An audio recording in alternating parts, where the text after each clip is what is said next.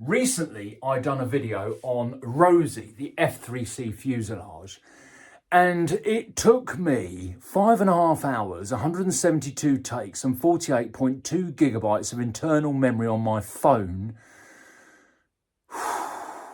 to create the introduction, which is about a minute long. You see, I'm an extrovert. I'm a bit of a loudmouth. I'm somebody who thinks and speaks at the same time, and scripts and things that are written down are not for me. So that becomes bloody annoying when you can't get it right. I should have just written it down. Anyway, take a look.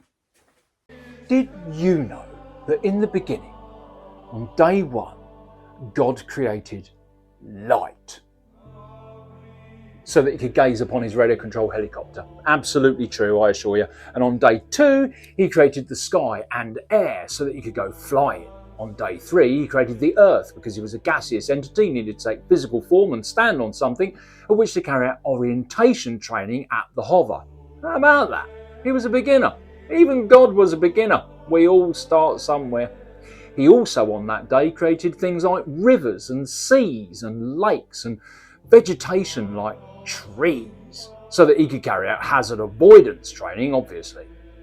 The next day, day four, he created the sun so that in between training sessions he could sit back and bask in its warmth and contemplate his own particular journey. And on that day he also created the moon so that he could plaster LEDs all over his fuselage and fly his helicopter at night. Day 5 came and, well, he was feeling pretty lonely and the sky was, well, all his, and he was feeling a bit selfish, so he decided to create animals of the air like bats and birds, and towards the end of the day, extremely bored, decided to create fishes and other things for the sea. Day 6, he decided to create animals for the land like rabbits, and he found it much fun chasing the rabbit with his radio control helicopter, and he desperately needed to laugh with other entities, so he created the human being. But he actually found that all that happens was you sit around and talk about swash plates and ZZ bearings. Some of these human beings let him down and moved away and created a group called the CIA and tried to make life difficult for those people who flew helicopters, and this upset God.